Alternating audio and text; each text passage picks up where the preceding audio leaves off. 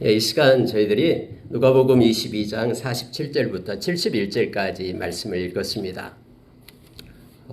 여러분이 말씀을 읽으면서 어떤 마음을 하나님으로부터 받았습니까? 우리가 말씀을 읽을 때마다 늘 기대하면서 말씀 가운데 거하시는 하나님을 만나기를 소원하면서 우리가 말씀을 읽고 또 묵상하기를 원합니다.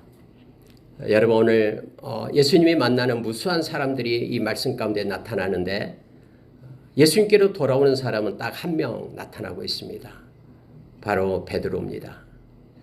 그래서 어떻게 보면은 예수님께서 지금 붙잡혀가지고 심하게 그렇게 맞기도 하고 침뱉음을 당하기도 하고 모욕을 당하고 있는 그러한 와중에 이 누가는 이렇게 고난 가운데 있는 예수님을 뒤따라가면서 이렇게 예수님을 3번씩이나 부인하고 있는 그런 베드로의 모습을 아주 섬세하게 기록해 놓으면서 우리로 하여금 이 베드로를 보라라고 말하고 있는 것을 알게 합니다. 여러분, 오늘 말씀을 보면은 예수님을 만나는 사람들, 그런데 진짜 예수님의 시선이 머문 사람이 있음을 알게 합니다. 아까 우리가 예배 전에 시선이라는 찬양을 했는데 묵상하면서 갑자기 시선이라는 노래가 생각나서 갑자기 준비하다 보니까 잘 하지 못했습니다마는 하나님을 향한 시선 그리고 하나님이 우리를 향한 시선을 이 말씀 가운데서 우리가 보기를 원합니다. 그래서 평생 우리가 하나님을 향한 시선을 떼지 않고 주님을 바라보면서 살아가는 저와 여러분 되기를 원합니다. 왜 이것이 중요한지를 오늘 말씀은 우리에게 자세히 가르쳐 줍니다. 여러분 가장 먼저 등장하는 사람이 바로 가룟 유다입니다. 예수님의 제자였죠. 가룟 유다가 이제는 병정들을 데리고 자기의 스승인 예수님을 붙잡기 위하여 이 겟세마네 동산으로 오고 있는 거예요. 자, 여러분 그들은 군호를 짰습니다. 그래서 48절에서 예수께 입을 맞추려고 가까이 하는지라 예수께서 이르시되 유다야 네가 입맞춤으로 인자를 파느냐라고 예수님께서 유다에게 말하죠. 여러분 입맞춤은 그때 당시에요. 이 서로를 사랑하며 신뢰하고 존중한다라는 표시입니다. 입술과 입술에 입을 맞춘다라는 뜻이 아니에요. 입맞춤으로 인하여 평안의 문안을 할 때 입맞춤을 하는 거죠. 근데 여러분 예수님께서는 이 가룟 유다의 의도를 알고 있었거든요. 예수님을 사랑해서 입맞춤이 아니라 겉으로는 입을 맞추지만 이게 군호가 되어서 암호가 되어서 바로 내가 입맞춘 이 사람이 바로 예수다라는 것을 병정들에게 알리기 위한 신호였죠. 근데 예수님은 유다에게 말합니다. 네가 입맞춤으로 나를 파느냐. 여러분 팔다라고 할 때 이 팔다라는 단어는 배신하다, betray라는 배신하다라는 단어를 쓰죠. 네가 입을 맞춤으로써 나를 배신하느냐라고 예수께서 회개할 수 있는 기회를 가룟 유다에게 줍니다. 근데 여러분 유다는 돌아오지 않습니다. 또 예수님을 만나는 사람들이 있습니다. 이제 예수님을 끌고 가니까 성경에는 이렇게 말하죠. 자, 52절에 보니까 예수께서 그 잡으러 온 대제사장들과 성전의 경비대장들과 장로들에게 이르되 너희들이 나를 잡기 위하여 몽치와 검과 몽치를 가지고 왔느냐 하면서 그들에게 예수님이 말씀을 합니다. 내가 날마다 너희와 함께 성전에 있을 때에 내게 손을 대지 아니하였다. 그러나 이제는 너희 때요 어둠의 권세로다. 예수님께서 지금 붙잡힐 때가 있다라고 말합니다.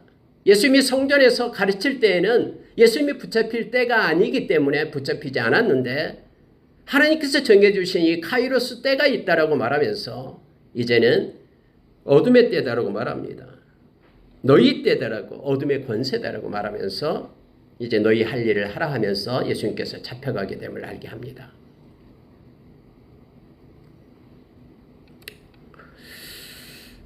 예수님께서는 하나님을 섬긴다라는 잘 섬긴다라고 그들을 스스로 생각하는 대제사장들 그리고 경비대장들, 장로들 그들에게 말하기를 너희들이 나를 잡으러 왔느냐. 내가 성전에 있을 때는 나를 잡을 수 있는 기회가 있는데 너희들이 절대로 잡을 수 없었는데 지금은 하나님께서 나를 잡아가도록 아버지께서 나를 잡아가도록 허락했다라고 예수님께서 하나님의 그 권세를 가지고 말씀하고 있음을 보게 됩니다. 그들에게도 예수님을 만나는 이런 순간을 기회를 준 것이죠. 예수님이 끌려서 이제 가야바 대제사장 신문이 있는 곳으로 끌려갑니다. 근데 여러분 예수님의 제자들은 다 도망쳤죠. 조금 전만 해도 절대로 예수님 배반하지 않겠습니다. 예수님과 함께 감옥에 가겠습니다. 예수님과 함께 죽겠습니다. 라고 고백했던 이들 다 도망쳤어요. 없어요. 예수님을 끌고 가니까 그나마 베드로는 자기가 그렇게 고백을 했잖아요. 앞에서요. 그럴 리 없습니다라고. 자기가 각오를 했잖아요. 주님과 함께 죽겠다라고. 근데 베드로는 그래서 예수님을 따라갑니다. 멀찍이 따라갔다라고 말합니다. 그런데 그 대제사장 그 뜰에서 있었던 일들, 예수님은 희롱당하고 막 조롱받고 침뱉음 당하고 있는 그때에 뺨을 맞고 있는 그때에 이제 베드로가 중심이 되어서 성경은 이렇게 기록을 하고 있어요. 베드로가 불을 쬐기 위하여 있는데 한 여정이 나타납니다. 56절에 나타나죠. 한 여종이 베드로의 불빛을 향하여 앉는 것을 보고 주목하여 이르되 이 사람도 그와 함께 있었느니라. 사람들 앞에서 여기 예수님과 저 예수와 함께 있던 저 죄인 예수와 함께 있던 사람이 왔다라고 말하는 거예요. 베드로가 깜짝 놀랍니다. 그건 미처 생각을 못했거든요. 그냥 예수님만 보고 따라가면 된지 알았어요. 그건 생각 못했어요. 실제로 여러분 저와 여러분이 예수 그리스도를 믿고 이 세상을 살아갈 동안에 예수님을 바라보고 예수의 제자로 살 동안에 수많은 일들이 우리 주변에서 나타나요. 생각지도 않은 이 여인이 와서 베드로를 그렇게 곤혹스럽게 했듯이 그러한 일들이 우리 가운데도 있습니다. 베드로처럼 이렇게 예수님 부인하고 넘어지면 안 됩니다. 실족의 자리에 들어가면 안 되죠. 베드로는 얼떨결에 말합니다. 여인을 향해서 그렇게 말해요. 베드로가 부인하여 이르되 이 여자여 내가 그를 알지 못하노라. 나 저 예수 몰라 라고 부인했다라고 말합니다. 여러분 부인하다라는 의미가 버렸다라는 뜻이에요. 마음으로부터 입으로부터 버렸다라는 거예요. 이 순간만큼은 베드로가 예수님을 버린 거예요. 나는 예수와는 상관없다라고 그 두려움이 그의 마음을 붙잡으니까 그 두려움 모면하기 위해서 거짓을 얘기하는 거예요.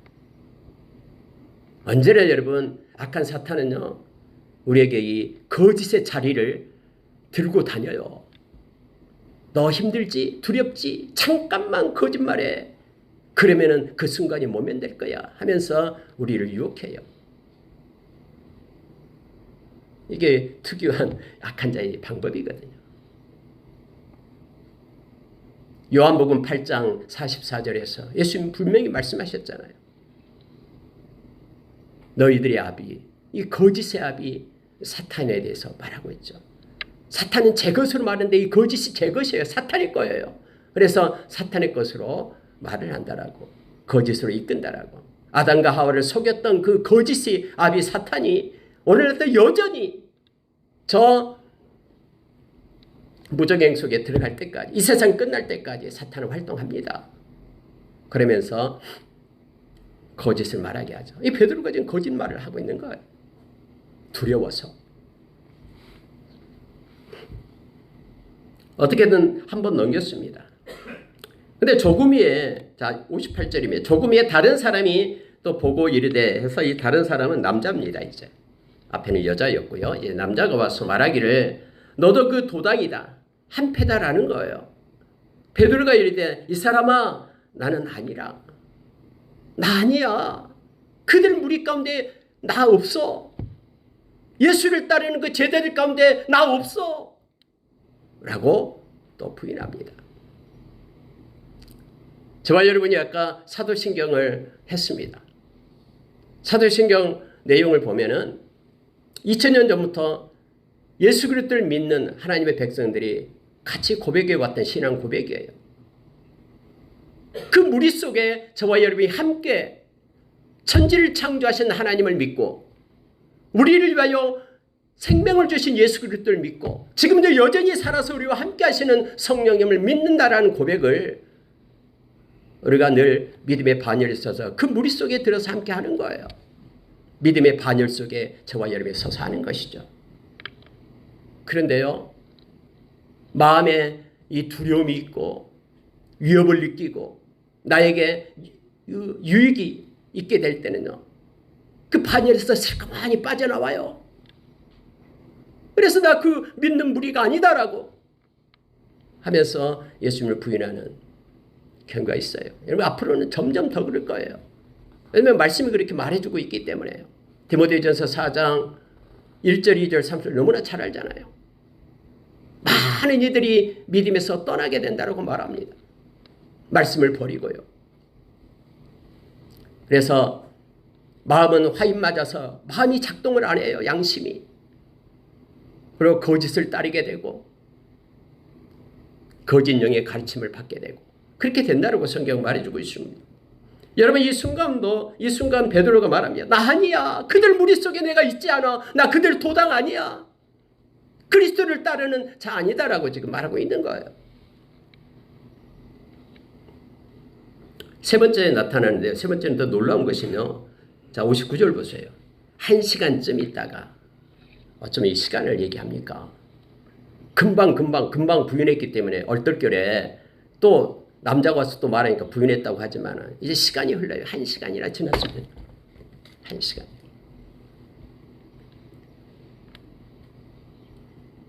한 사람이 와서 또 장담하여 이르되 이는 갈릴리 사람이니 참으로 그와 함께 있었느니라. 베드로가 이르되 이 사람아 나는 네가 하는 말을 알지 못하노라. 다른 성경에 보면 저주까지 한다라고 말합니다. 나 진짜 몰라. 저 죄인하고는 나와는 상관이 없어. 저 예수 죄인하고는 나와는 상관이 없어. 여러분 1시간이라는 시간은 충분히 돌이킬 수 있는 시간입니다. 이전에 내가 그렇게 얼떨결에 내가 경황이 없어서 부인했다가 하더라도 1시간이라는 시간이 지남으로 인하여 충분히 마음을 추스리고 하나님 앞에 내가 잘못했습니다라고 고백할 수 있는 시간이에요. 그럼에도 불구하고 그의 마음을 붙잡고 있는 이 포비아, 이 두려움, 나도 잡히면은 죽게 될 것이다. 감옥에 가게 될 것이다 라는 두려움이 그를 붙잡고 있기 때문에 1시간이 지나도 여전히 그는 예수님을 부인하고 저주까지 하는 일이 있게 됨을 알게 합니다. 여러분 22장 앞쪽으로 올라가 봅시다. 이미 이 앞전에 우리가 그들은 겟세마네 동산에서 예수님께서 그 베드로, 야고보, 요한 수제자라고 말하는 그들을 데리고 또 이동을 하잖아요. 더 깊은 곳에 가서 기도하면서 너희들 시험 들지 않게 기도해라. 근데 베드로와 야고보, 요한 예수님께서 기도하고 겟세마네 기도하고 와보니까는 쿨쿨 잠을 자고 있잖아요. 기도해야지만이 시험 들지 않는다라고 예수님께서 그렇게 말씀했는데도 불구하고 그들은 깨어있지 않고 잠을 자잖아요. 예수님이 마태복음 26장에서는 뭐라고 얘기합니까? 1시간도 깨어있을 수 없더냐.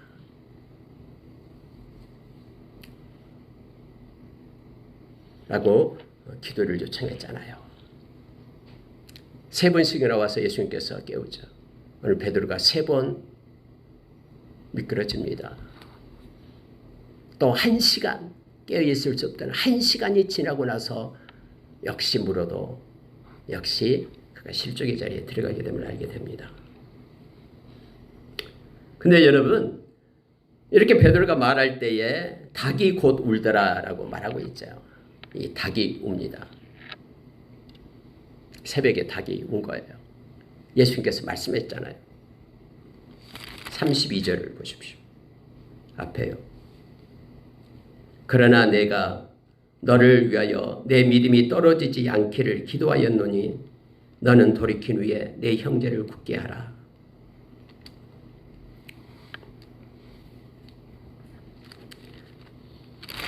예수님께서 닭 울기 전에 세 번 네가 나를 부인하리라라고 말씀하신, 그런데 닭이 울어요. 세 번이 부인하니까.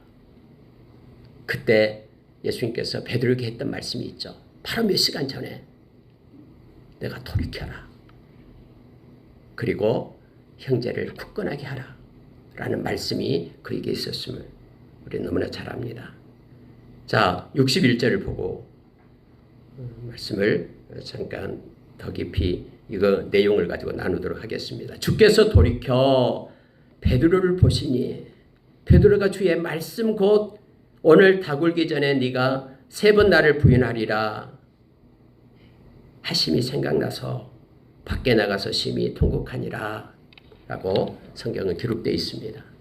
여러분, 그 사람들이 막 왁자지껄하는 그런 과정 속에 예수님께서 돌이켜 베드로를 봤다라고 성경 말하고 있는 거예요. 예수님의 시선이 지금 부인하고 있는 베드로를 향하고 있었다라는 거예요. 그런데 베드로가 눈을 들어서 주님의 시선을 만난 거예요. 그때 베드로의 마음 가운데 말씀이 활동하기 시작합니다. 지금까지 잊어먹었던, 몇 시간 동안 잊어먹었던 그 말씀이 베드로의 마음 가운데 활동하기 시작해서 생각나는 거예요. 네가 닭 울기 전에 네가 나를 세 번 부인하리라 라는 말씀이 생각나는 거예요. 모든 것들이 하나님의 말씀으로 되어간다라는 것을 베드로는 깨닫게 되는 거죠. 자기의 결심과 각오가 자기를 구원할 수 없다라는 것을 알게 돼요.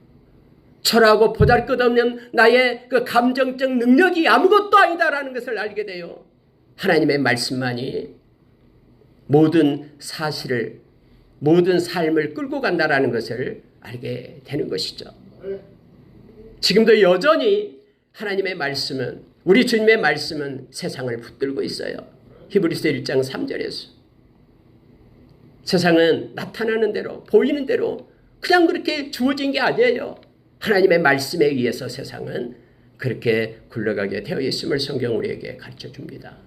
히브리서 11장 3절에서 말해줍니다. 베드로는 나가서 통곡합니다. 이제 예수님이 어떻게 합니까? 자, 예수님을 지키는 자들이 있어요. 예수님을 데려왔던 자들이죠. 이제 장면이 바뀌죠. 예수님이 데려왔던, 예수님을 지킨 사람들. 그들이 이름은 없어요. 근데 그들은 예수님을 알지 못하죠. 자, 성경 63절에서 예수를 희롱하고 때리며 눈을 가리고 물어 이르되 선지자 노릇하라. 너를 친 자가 누구냐? 많은 말로 욕하더라. 네가 무슨 메시아냐? 네가 무슨 하나님의 아들이냐? 네가 하나님의 아들이면 지금 잡혀봤겠어? 너는 나보다도 못해 하면서 욕하고 침을 뱉고 뺨을 치면서 하는 그런 순환이 있게 돼요. 성경에는 근데 왜 예수님이 이러한 고난을 받는다고 합니까? 왜 예수님이 이러한 수모를 겪는다라고 성경은 말하고 있습니까? 저와 여러분을 살리기 위함이다라고 성경 말하고 있잖아요. 이들도 역시 이 지키는, 예수님을 옆에서 지키는 사람들도 예수님의 모습을 봤을 텐데, 예수님이 행하는 말씀을 들었을 텐데 역시 변화가 없습니다. 오히려 희롱하고 때리고, 심판주로 오실 주님을 그들은 어떻게 만났을까요? 회개하지 않았더라면. 날이 새어갑니다. 백성의 장로들, 대제사장들, 서기관들이 모였습니다. 공회로 모인 거예요. 산에 들인 공회. 가장 최고의 권세가 있다라는 공회, 최고의 능력을 가졌다라는, 이름이 있다라는 명성을 가진 그러한 공회, 국회의원들, 공회 앞에 예수님이 끌려간 거예요. 그리고 그들이 예수님께 묻습니다. 네가 그리스도이거든 우리에게 말하라. 네 진짜 메시아 맞아? 그리스도 맞아? 그러면 그렇다라고 얘기해라 라고 말하는 거예요. 예수님이 이렇게 말씀하십니다. 내가 말할지라도 너희가 믿지 아니할 것이야. 그들의 마음을 예수님이 알고 있거든요. 내가 물어도 너희가 대답하지 아니할 것이야. 그러나 이제부터는 인자가 하나님의 권능의 우편에 앉아 있으리라. 인자라고 말하죠. Son of Man, 인자. 다니엘서에 나오는 그 인자. 예수 그리스도를 나타내는 그 인자, 고유원으로 예수님께서 쓰신 것입니다. 이제는 인자가 이제부터 하나님의 우편에 앉아 있게 될 거다라고 주님의 말씀. 우편에 앉는다라는 것은 통치한다라는 뜻이에요. 우편에 앉아서 쉬고 있다라는 뜻이 아니라요. 이제부터는 세상을 통치하게 될 것이다라고 말씀하고 있는 것입니다. 예수님이 그들에게 말했어요. 하나님의 우편에 앉아 있는 하나님의 통치자 그리스도임을 예수님께서 말하고 있는 거예요. 근데 그들이 이렇게 말합니다. 그러면 네가 하나님의 아들이다고? 네가 하나님의 아들이다고 대답하실 때 아들이냐라고 말하니까 대답하시되 너희들이 내가 그라고 말하고 있느니라. 맞다. 너희들이 지금 내가 인자 Son of Man 했더니 너희들이 Son of God 이렇게 말했다라는 거예요. 하나님의 아들이다라고 너희들이 말했다. 그 말이 맞다. 그러면 여러분 하나님의 아들이다라고 너 말이 맞다 했으면은 진짜 주님을 만난 애들은 돌아와야 되잖아요. 돌아오지 않습니다. 그들이 이르되 어찌 더 증거를 요구하리요 우리가 친히 그의 입에서 들었노라. 진짜 그리스도라고 하나님의 아들이라고 그의 입에서 우리가 들었다. 그러니 참남하다라는 것이죠. 이제는 신성 모독죄로 그를 죽여야 되겠다라고 십자가에 못 박게 되는 것입니다.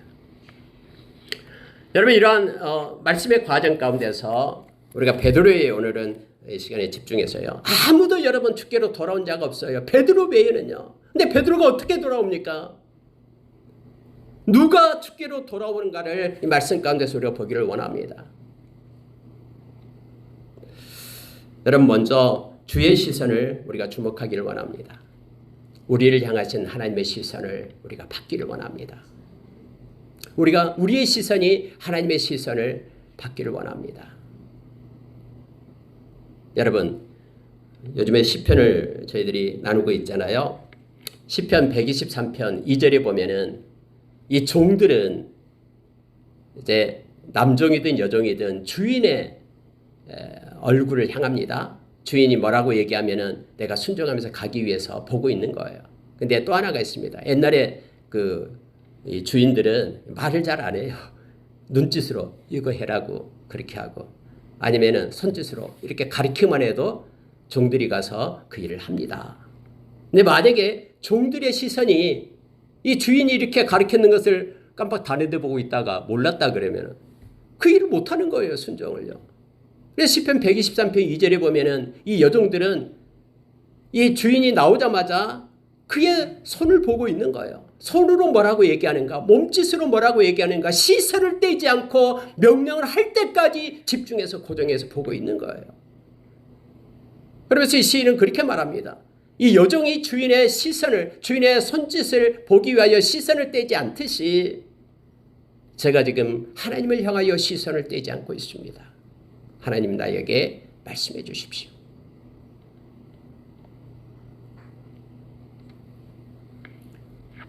우리가 여러분 하나님을 향하여 시선을 떼게 될 때 우리는 하나님으로부터 오는 것을 누릴 수가 없게 됩니다. 여기에 나타나는 모든 사람들, 우리 주님을 만난 사람들이에요. 외적으로 예수님을 지킨 사람들도 만났어요. 그러나 우리 주님의 시선을 받는 사람은 베드로 한 명밖에 없었습니다. 다른 이들은 주님을 멀리하고 주님을 배격하고 다 주님을 떠난 이들이죠. 주께로 돌아온 이들이 아니에요. 그러나 베드로만큼은 그가 비록 마음 가운데서 하나님을, 우리 주님을 버리는 것이 3번이나 있었지만 주님이 그 순간에 베드로를 향한 시선을, 베드로는 그 주님의 시선을 받은 거예요. 그 시선이 그의 마음을 움직입니다. 여러분과 제가 우리 주님께서 우리에게 말씀을 통해서 말씀하고 또 우리가 기도 중에 우리에게 말씀하고 또 우리를 한번 깨닫게 하는 영적으로 성령께서 우리를 이끄실 때에 우리가 그것을 잘 받기를 원합니다. 그리고 그럴 때에 우리의 놀라운 변화가 우리 가운데 일어남을 우리가 기억합니다. 여러분 베드로 사도가 갈라디아서 3장 1절에서 3절에 보면은 막 그들이 예수를 믿었다고 막 떠나가는 거예요. 그래서 그 바울 사도가 뭐라고 얘기합니까? 갈라디아 사람들아, 십자가에 못 박히신 예수를 왜 바라보지 않느냐? 왜 성령으로 시작했다가 육체로 바치려고 하느냐? 하면서 바울 사도가 얘기하잖아요. 왜 십자가에 못 박히신 예수에게서 시선을 떼고 있느냐? 그러면은 우리 육체를 따라 살 수밖에 없는 존재다라는 것을 우리에게 가르쳐 줍니다. 우리가 히브리서 12장 1절에서 3절 말씀 너무나 잘 알잖아요. 믿음의 주여 온전케 하신 예수를 바라보라 라고 말합니다. 그분을 바라보게 될 때 그분이 십자가에서 우리를 위하여 행하신 것을 우리가 마음으로 담을 수 있다라고 말합니다. 그 부끄러운 것을 시루라기 하나 걸치지 않고 신이 하나님이 십자가에 많은 사람의 조롱거리로 그렇게 십자가에서 죽게 되는 것들. 근데 예수님은 개의치 않고 그 일을 하셨다라고 말합니다. 기쁨으로 그 일을 행했다라고 말합니다. 저와 여러분을 살리기 위하여. 십자가 뒤에 있을 저와 여러분을 살려서 생명 주기 위하여 그 십자가에 못 박히신 예수를 믿음의 주 온전케 하신 그분을 바라보라라고 말합니다.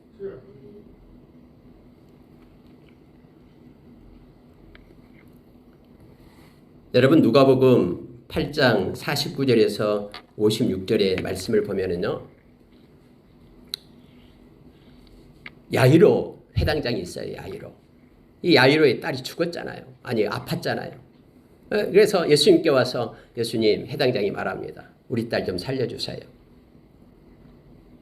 예수님이 알았다 하고 예수님과 같이 가고 있어요. 근데 거기에 여러분 혈루증 앓는 그 여인이 있었잖아요. 12년 동안. 이 여인이 살짝 예수님의 옷자락을 딱 붙잡았어요. 그랬더니 모든 혈루증이 싹 나와버리는 거예요. 놀랬죠. 근데 예수님이 뒤돌아보면서 누가 내 옷자락을 붙잡았냐 하니까 아무도. 사람이 이렇게 붐비는데 누가 붙잡았겠어요? 사람 어떻게 알아요? 막 사람 제자들이 얘기했잖아요.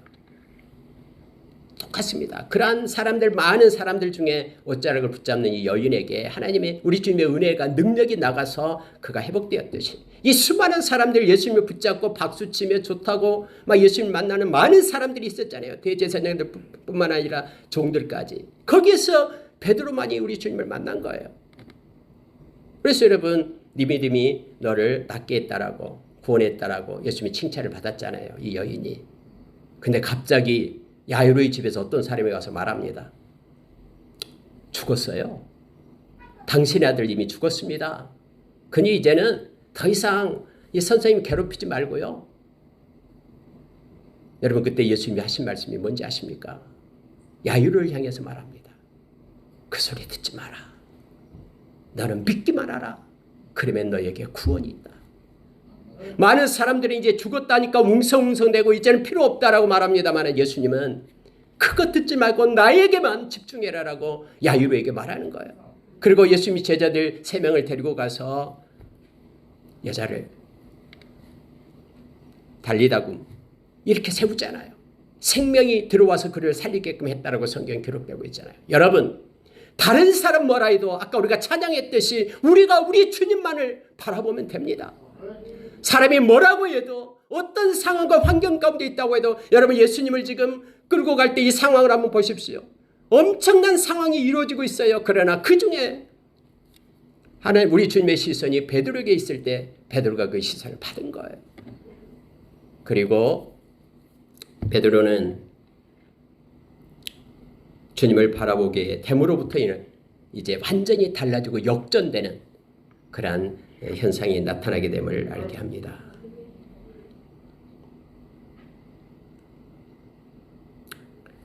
이 23장에 가면은 참 누가는요 섬세해요. 의사였기 때문에 그런 것 같아요. 하나님은 그러한 습성까지도 다 사용하시잖아요. 누가가 그 십자가상에서 했던 칠언 중에서 3가지 것을 얘기하잖아요. 근데 그 중에 하나가 뭐냐면 옆에 있는 강도가 구원받는 장면을 누가가 기록을 해요. 한 강도는 막 예수님한테 네가 무슨 그리스도냐? 우리가 지금 죽겠다. 못 박혀서 아프다. 빨리 좀 니도 구원하고 우리 좀 구원해 주라 하는데 옆에 있는 강도가 꾸짖잖아요. 야, 우리는 마땅히 우리가 받을 벌을 받고 있는 거야. 그런데 예수님은 너무너무나 착하시오. 아무 죄도 없어. 그런데 받는 거야. 그러면서 그걸 꾸짖어요. 그러면서 예수님을 향하여 고개를 돌립니다. 주님, 나를 기억하십시오. 당신의 나라에 이를 때에 나를 기억하십시오. 그 고통 중에도 예수님께서 그 강도를 향하여 시선을 돌립니다. 오늘 네가 나와 함께 낙원에 있으리라. 그 십자가의 그 엄청난 그런 사건 앞에서 주님의 시선을 받고 또 주님께로 돌이키는 이 강도, 우리는 너무나 잘 알고 있습니다. 주님을 바라보고 주님의 시선을 간직하는, 하나님의 얼굴을 간직한 이들, 그들에게는 새롭게 되는 구원이 있음을 성경은 알게 합니다. 두 번째로 여러분, 이제 베드로의 마음 가운데, 주님의 시선을 받은 베드로의 마음 가운데 말씀이 움직이기 시작합니다. 그 주의 말씀을 붙잡아야 됩니다. 주의 말씀은 죽은 말씀이 아니거든요. 주님의 말씀은 살아있어요. 그래서 여러분, 말씀이 마음을 움직이기 시작할 때에 우리의 삶이 달라지기 시작하는 거예요. 마음 가운데 말씀이 없다 그러면 우리의 삶은 그대로예요. 하나님에 대한 경외심도 없어요. 말씀이 히브리서 4장 12절의 말씀처럼 하나님의 말씀은 살아있고 운동력이 있어요. 날성 검보다 예리해요. 그래서 우리의 마음의 깊은 곳까지 말씀이 들어와서 치유하기 시작하는 거예요. 그래서 우리가 살아있는 말씀으로 거듭나게끔 새롭게 되게끔 하는 것은 말씀이에요. 주님의 이 말씀이 베드로의 마음을 붙잡기 시작합니다. 그러니까 견딜 수가 없는 거예요. 그래서 밖에 나가서 말씀 거울 앞에 서서 통곡하면서 회개하기 시작하는 것입니다. 여러분, 회개는 억지로 되는 게 아니에요. 회개는 뉘우침과는 달라요. 회개는 하나님께로 돌아가는 것이 회개입니다. 하나님, 제가 말씀 앞에 나의 죄를 인정합니다. 그리고 제가 잘못했습니다. 그리고 이제는 내려놓고 우리 주님께로 갑니다. 해서 주님께로 돌아가는 것이 회개임을 성경 말해주고 있죠. 메타노예오, 주님께로 돌아가라라는 것이죠. 베드로가 하나님의 말씀, 주님의 말씀 가운데 있게 될 때 통곡하기 시작하잖아요. 자기가 했던 말도 생각났을 겁니다. 내가 절대 주님을 떠나지 않겠습니다라는 알량한 자기의 결심, 그 오만을, 그 교만을 하나님 앞에, 우리 주님 앞에 회개했을 거예요. 그리고 주님의 말씀대로 이루어진 것을 보면서 말씀을 붙잡고 하나님 앞에 회개함으로 나갈 겁니다. 주의 말씀을 붙잡으면 삽니다. 주의 말씀은 하나님의 사람으로 저와 여러분을 온전하게 세웁니다. 주의 말씀은 우리의 인생의 나침판이에요. 우리 발의 등이고 길의 빛이에요. 주님의 말씀이 우리의 마음은 깊숙이 숨겨놓은 모든 것들을 드러냅니다. 마음과 생각을 감찰하고 보는 것이 말씀입니다. 그래서 우리 인생 끝날 때에도 이 말씀으로 우리가 심판을 받게 된다라고 성경은 말해주고 있습니다. 주의 말씀이 우리의 마음 가운데 풍성히 거할 때 우리가 지혜를 얻습니다. 그리고 동력을 받게 됩니다. 이것저것 행할 수 있는 동력 얻고요. 시와 참회와 신령한 노래로 하나님을 찬양할 수 있는 힘을 얻습니다. 모든 것들을 감사로 받을 수 있는 그러한 마음과 권세를 우리가 받게 됨을 알게 됩니다. 예수의 이름으로 행할 수 있는 능력도 말씀에서 나옵니다. 마지막으로 여러분, 그 하나님 앞에 진실된 기도를 드립니다. 기도 없이는 주께로 돌아올 수가 없어요. 여러분, 우리가 어떻게 하나님의 보좌에 나갑니까? 기도로 나가는 거예요. 우리가 어떻게 성령의 능력을 힘입습니까? 누가복음 11장 13절의 말씀처럼 기도로 우리가 성령의 능력을 힘입어요. 하늘에 계신 너희 아버지께서 구하는 너희에게 성령을 주시지 않겠느냐 라고 우리에게 말합니다. 그래서 기도는 하나님의 영광이에요. 요한복음 14장 13절에서 우리에게 가르쳐주고 있습니다. 예수의 이름으로 기도할 때 주님은 영광을 받으십니다. 여러분, 진실한 기도를 드려야 됩니다. 입술에만 있는 기도, 형식적인 기도 아니고 마음의 중심을 담은 기도. 성령께서 이끄시는 대로 성령의 기도를 하나님 앞에 드려야 됨을 성경은 말해주고 있습니다. 예수님께서 가르쳐준 그 기도 있잖아요. 세리의 기도하고 그리고 그 누구의 기도죠? 누가복음 18장에 나온 바리새인 기도, 세리의 기도 있잖아요. 틀려요. 세리는 비교하면서 기도하지만은 바리새인은 비교하면서 기도하지만은 외적인 기도, 형식적인 기도하지만은 자기를 자랑하는 기도하지만은 그러나 세리는 자기의 진실을, 자기의 연약함을 하나님 앞에 엎드려 그대로 토설하는 기도를 하고 있음을 보게 됩니다. 여러분, 진실한 기도를 드리게 될 때 성령의 역사가 일어나게 됩니다. 성령은 기도의 영입니다. 성령은 회개의 영입니다. 그래서 성령께서 함께할 때에 우리는 진심으로 회개하고 하나님께로 돌아올 수가 있습니다. 성령님은 요한복음 16장 7절에서 11절에 우리의 죄를 기억나게 하고 책망하는 신은 성령이에요. 그래서 성령이 개입하지 않으면 우리는 죄를 회개할 수가 없어요. 진실한 기도를 할 수가 없습니다. 성령님은 우리의 의를 책망하십니다.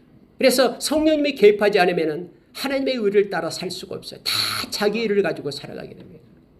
성령님은 심판에 대해서 우리에게 말합니다. 그래서 성령이 개입하지 않으면 이 땅에서 천년만년 살 것처럼 이 땅의 가치를 추구하면서 살아요. 그러나 성령이 함께하게 될 때 하나님의 나라 의와 가치를 가지고 살아가게 됨을 알게 합니다. 말씀을 마치겠습니다. 누가 주께로 돌아옵니까? 주님의 시선을 받고 그것을 마음에 간직한 자입니다. 베드로처럼. 베드로가 여러분 다음에 초대교회를 세우잖아요. 성령의 사람으로 말씀을 외칠 때마다 3,000명이 회개하고 돌아온 놀라운 역사를 이루죠. 수장으로서의 교회를 세우게 됨을 알게 됩니다. 누가 주께로 돌아옵니까? 하나님 법 말씀을 마음에 간직한 자가, 기억하고 그것을 말씀을 붙잡는 자가 돌아옵니다. 누가 주께로 돌아옵니까? 성령의 인도하심으로 진실된 기도를 하는 자가 주께로 돌아옵니다. 저와 여러분이 다 주께로 돌아와 주님과 함께 동행하며 남은 생을 살아가는 저와 여러분 되기를 원합니다. 함께 기도하겠습니다.